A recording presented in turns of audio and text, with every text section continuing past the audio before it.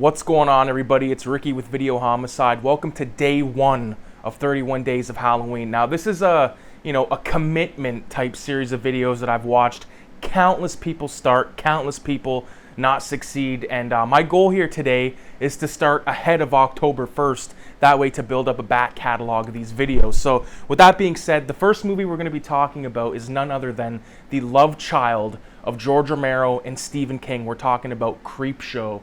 So Creepshow is an idea inspired by the pair's love of the 1950 comic series Tales from the Crypt, Vault of Horror, suspense stories. There was a bunch of these comics put out through a publisher by the name of Max Gaines, I believe. William Gaines was his father, or I could be getting that flipped, but nonetheless, that person started EC Comics and then handed it down to his son, one of the two that I mentioned, and he just went on a fucking ball. He had artists like Al Feldstein, Wally Wood, Jack Davis. The list is not that big, but the heavy hitters are there, and created some of the most iconic covers. Like fuck the stories. Like, the stories are great, but the covers are so memorable. And even the graphic novel that was put out as an adaptation of this film is the cover's directly inspired by Tales from the Crypt, and it's so awesome. It's worth noting that the same company put out the Mad Magazine. It was called EC Comics. And there's a whole shit show that goes along with horror comics back in the 50s. If you've heard of a character named, what was his name, Frederick Wortham, who started this whole seduction of the innocent book, or I don't know if it was just a write-up or whatever it was, but it was the death of EC Comics. The horror comics, that is. Like, they banned all the weird words, like weird, creepy, scary, spooky, all that kind of bullshit. But, thankfully, that it might have, what Frederick Wortham did might have killed, horror comics as they once were back then, before the code of, the comics code, which is a crock of shit. It inspired so many, knockoffs, rip-offs and stuff, and, some good, some shit, some okay, but, we get a movie like Creepshow that was, directed by George Romero of Dawn of the Dead fame, Martin, The Crazies, Day of the Dead, Night of the Living Dead, the list goes on. And then Stephen King, of course, who wrote It, Pet Sematary. There's a really good book about Stephen King called Dance Macabre, sort of like a biography, and he talks about different things that inspired him. I'd highly recommend checking that out. But, these two horror icons coming together and making this film, like in the peak of when they were horror icons, if you know what I'm saying. But we get this anthology film, Creepshow, came out in, I believe, 1982, and it's fantastic. It looks so good. We got 5 stories, and then we got a wraparound story, and I think the wraparound story is, maybe one of my favorites of the entire, Creepshow mythos, and I'm talking about Creepshow 2 as well, because Creepshow 2, it's not as good, and it was also directed by Michael Gornick, who I believe shot Dawn of the Dead and a couple of other Romero films. But anyways, I think one of the stories out of this should have been in this. Like, if I could make my own little, Slurpee, if you will, I would take Chief Woodenhead, put it in Creepshow 1, and take the cockroach story and put it in this, because, I think the raft isn't that great.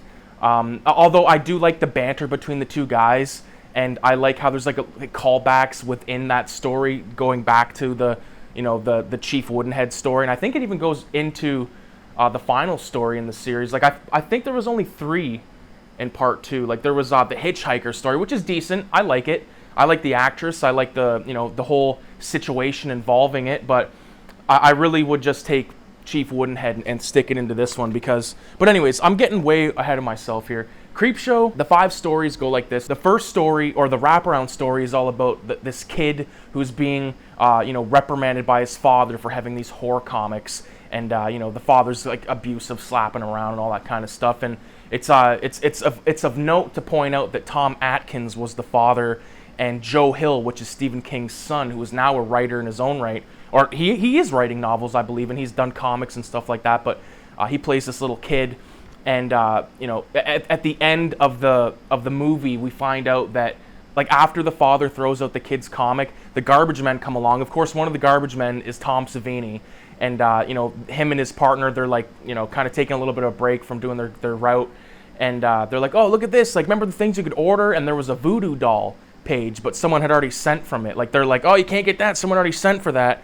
And of course Joe Hill was the one that sent for it.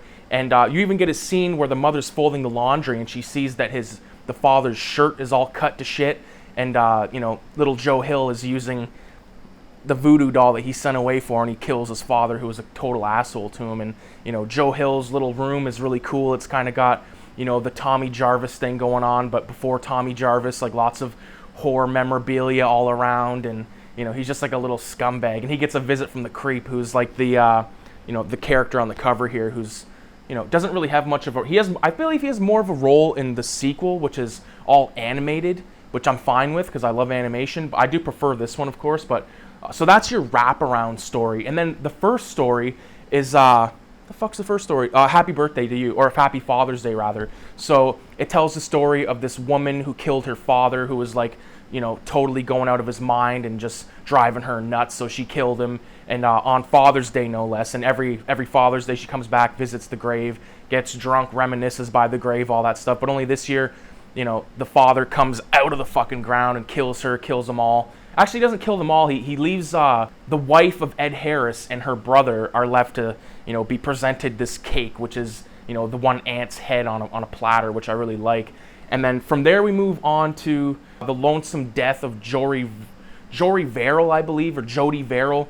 And this character is played by Stephen King, and he plays a total hick, like just like a scumbag that, like, the type of guy that couldn't read, and he's kind of like, oh, you lunkhead, calling himself a lunkhead and all that. But anyways, he's outside. What he kind of reminds me of? If you've ever seen Men in Black, the film with Will Smith and Tommy Lee Jones, there's like the guy that gets turned into a cockroach. Like, that's pretty much Jory Verrill, only a really super goofy version. Only he doesn't get turned into a cockroach. He slowly gets turned into a mass of, I guess, grass and just, I don't know, agriculture. Like, he turns into a fucking bush almost, and then he blows his brains out. But in between him, finding this meteor that crashes into the earth and all this shit gets on him, meteor shit as he calls it, and then he has all these things in his head like, oh, I could take this to the college and sell it for all this money and this and that, and then it slowly starts to, like, his finger has like blisters on it, and then it turns into like green shit, and then it just starts spreading all over his body, like anywhere he's touched his body with his finger.